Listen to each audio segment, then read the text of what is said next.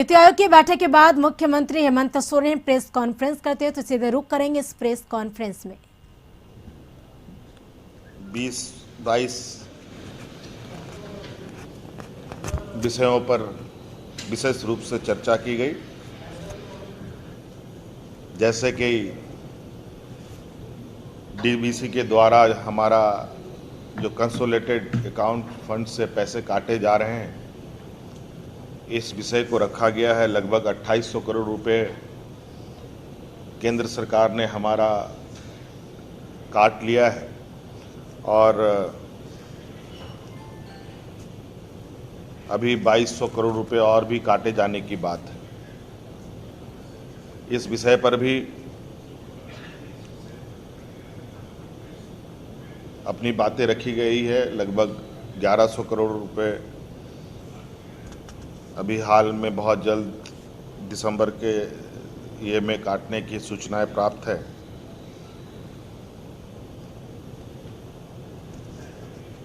इस विषय पर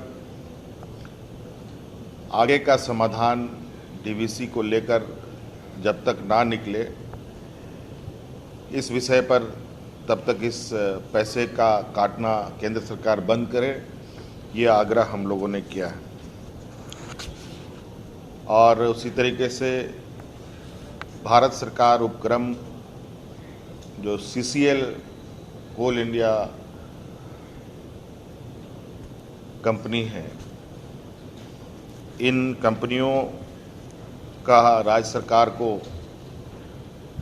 रॉयल्टी जो एड वैलोरम आधारित होता है वो नहीं देना,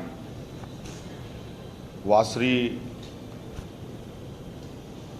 में हमें रॉयल्टी नहीं मिलना, सरकारी ज़मीन का मुआवजा नहीं मिलना, इत्यादि कई हजारों करोड़ रुपए का जो बकाया कोल इंडिया के माध्यम से हमें प्राप्त होना है, वो हमें प्राप्त नहीं हो रहा है।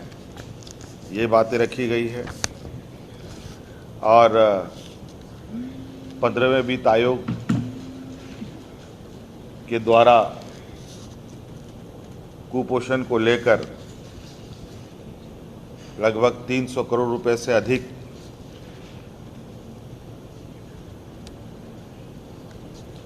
का जो पैसे आवंटन का भी आग्रह हम लोगों ने किया है।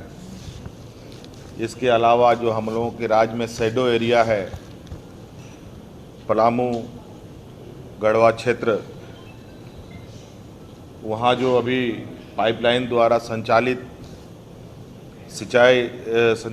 पाइपलाइन द्वारा जो सिंचाई परियोजना है, उसको AIBP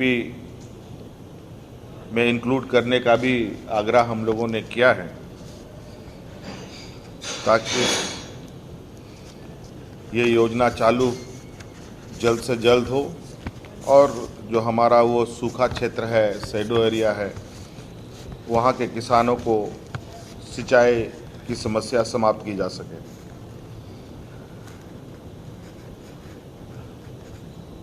इसके अलावा धनबाद रामगढ़ के लिए IND की 600 करोड़ रुपए की जो परियोजना को स्वीकृत करने का भी अनुरोध हम लोगों ने किया है, जिससे हम लोगों के राज्य में जो दामोदर नदी है वो साफ स्वच्छ हो सके।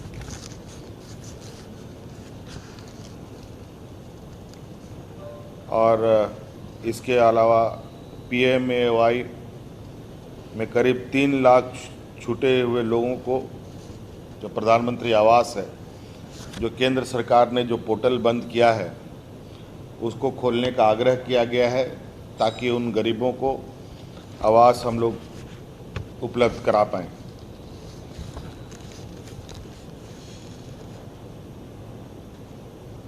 और कोरोना संक्रमण में वैक्सीन को लेकर भी बातें रखी गई है।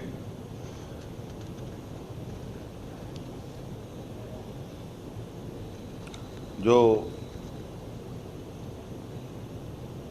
25% वैकेंसी जो निजी अस्पतालों के द्वारा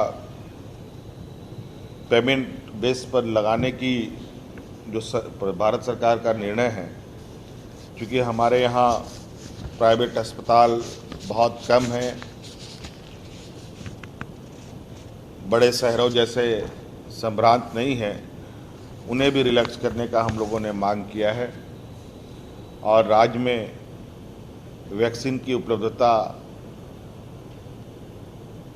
एडवांस में की जाए ताकि हम लोग की जो कैपेसिटी है लगभग 3.5 से 4 लाख लोगों को प्रतिदिन वैक्सीनेट करने की राज्य सरकार की क्षमता है, जो मौजूदा 1-1.25 करोड़ 1.5 करोड़ के लगभग ही हम 1.25 लाख 1.5 लाख ही लगभग हम कर पा रहे हैं, इसको हम लोग बढ़ा पाएँ।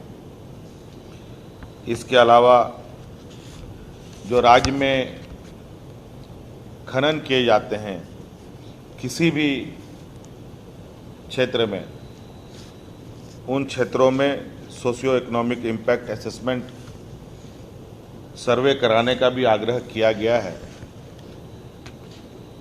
100 साल से चल रहे खनन कार्य से स्थानीय लोगों के ऊपर क्या प्रभाव पड़ रहा है, इस विषय पर रिपोर्ट बननी चाहिए ताकि इसका आकलन हो सके कि वास्तव में खनन कार्य से स्थानीय लोगों को कितना लाभ हो रहा है।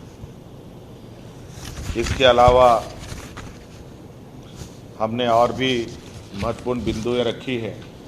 आपको पता है कि इंडस्ट्री को लेकर सरकार ने नई पॉलिसी बनाई है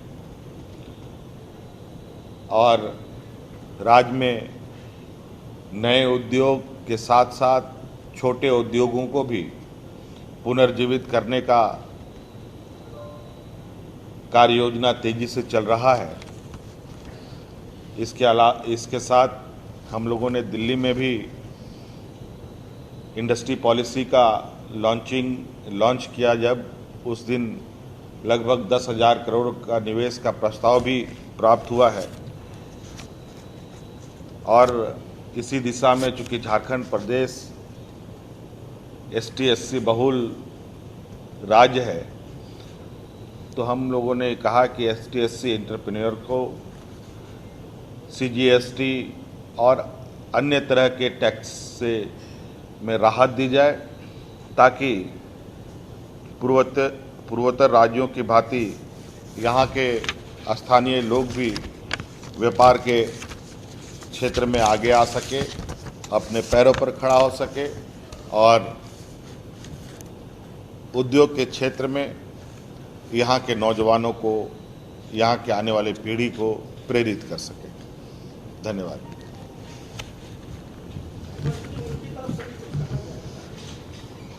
उनके तरफ से भी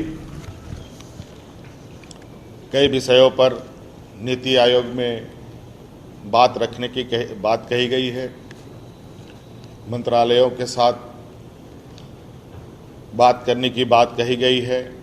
कुछ विषयों में नीति आयोग एक मीटिंग आयोजित करेगी जहां केंद्र सरकार और राज्य सरकार का प्रतिनिधित्व रहेगा और जो उलझी हुई चीज़ें हैं उनको सुलझाया जाएगा।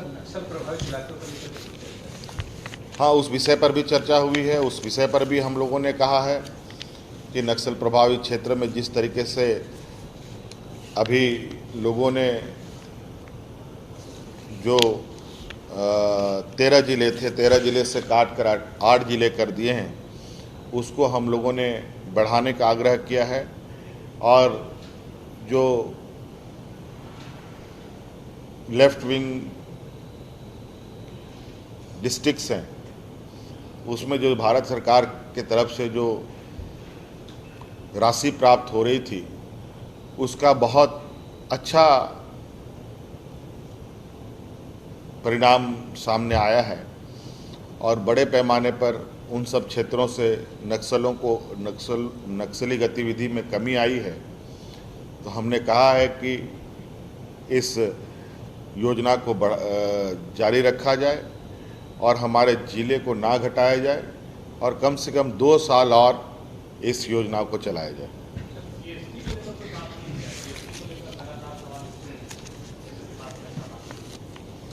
जीएसटी को लेकर के भी बात रखी गई है, लेकिन अभी कानपुर में जीएसटी काउंसिल की एक मीटिंग होने जा रही है।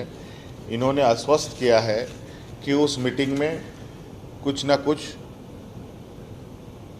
पॉजिटिव निर्णय आएगा, क्योंकि जीएसटी में अभी भी हम लोग को लगभग 1800-1900 करोड़ रुपया का बकाया भारत सरकार में है, जहां से हमें प्राप्त होना है। अब कुछ दिनों में जीएसटी काउंसिल की बैठक होनी है, हम उसका इंतज़ार करेंगे, देखते हैं उसमें हमें क्या राहत मिलती है। तो ये बैठक कैसा रहा? मतलब अच्छा रहा?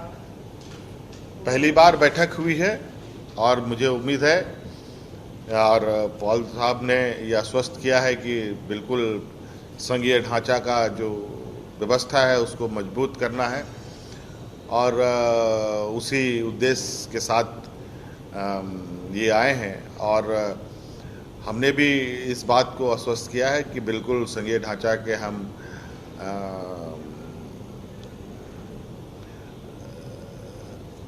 पैरवीकार हैं, सहयोगी ढांचा के हम पक्ष के लोग हैं, और ये परंपराएं बनी रहनी चाहिए।